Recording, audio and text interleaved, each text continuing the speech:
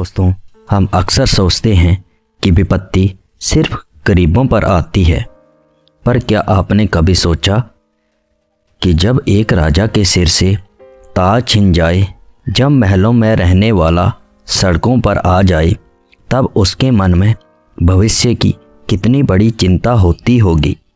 आज की यह कहानी एक ऐसे अहंकारी जमींदार की है जिसकी बर्बादी ने उसके भविष्य को सोने की तरह चमका दिया था। प्रताप सिंह एक बहुत बड़े इलाके का जमींदार था। उसके पास घोड़े, हाथी और नौकरों की फौज थी। वह अपनी हर योजना सालों के हिसाब से बनाता था। अगले 5 साल में मेरा लगान दुगना होगा, 10 साल में मेरी रियासत सबसे बड़ी होगी। वह भगवान की पूजा तो करता था, पर सिर्फ दिखावे के लिए। वह कहता था कि भविष्य की चिंता तो वो करें जिनके पास पैसा नहीं, मेरी 7 पीढ़ियां तो बैठे बैठे खा सकती हैं। फिर अचानक देश में सत्ता बदली और नए कानून लागू हुए। प्रताप सिंह की सारी जमीनें सरकारी कब्जे में आ गई।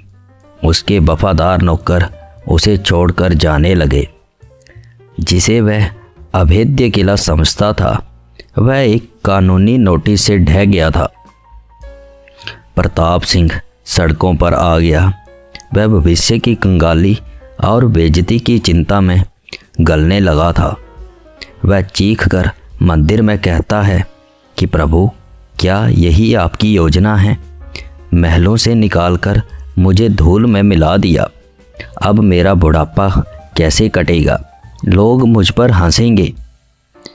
उसने जहर खाकर जान देने का मन भी बना लिया। पर जब वह आत्महत्या करने नदी की ओर जा रहा था, उसे रास्ते में एक अंधा साधु मिला जो फटे हुए कपड़ों में बड़े मज़े से भजन गा रहा था। साधु ने उसे रोककर कहा, बेटा, तुम महलों के जाने को रोना रो रहा है या उस बोझ के उतरने का? तू जिसे अपनी सुरक्षा समझता था, वो असल में तेरी कैद थी। देख, आज तेरे पास कुछ नहीं है, फिर ये सूरज तेरे लिए चमक रहा है और ये हवा तुझे छू रही है।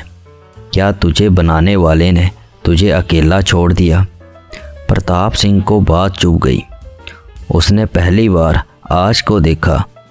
उसने आत्महत्या का विचार छोड़ दिया और साधु के साथ मंदिर की सफाई और ईश्वर की भक्ति में मन लगा लिया। प्रताप सिंह अब एक साधारण जीवन जीने लगा। वह रोज मंदिर में झाड़ू लगाता और जो मिल जाता वही खाकर खुश रहता था।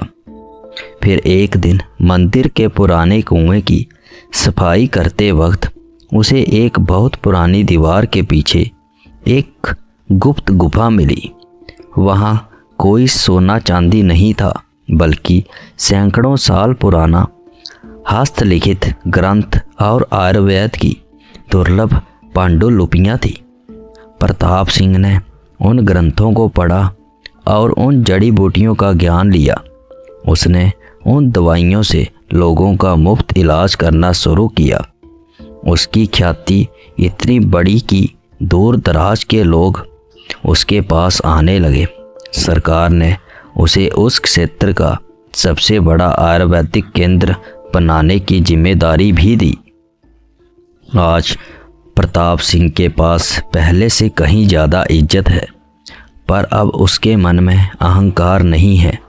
वह कहता है, जब मैं जमींदार था तो सिर्फ ज़मीन का मालिक था, आज मैं लोगों के दिलों का मालिक हूँ।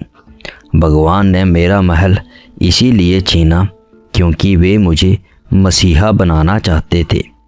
वह अब भविष्य की चिंता नहीं करता क्योंकि उसने देख लिया है कि ईश्वर का नीचे गिराना भी असल में ऊपर उठाने की तैयारी होती है। दोस्तों, याद रखिए, अगर आज आपकी ज़िंदगी में विपत्ति आई है तो हो सकता है भगवान आपको उस कैद से आज़ाद कर रहे हों। जिसे आप अपना भविष्य समझ बैठे हैं, उनकी योजना आपकी कल्पना से हजारों गुना बड़ी है। अपनी चिंताओं को भक्ति के सागर में विसर्जित कर दें।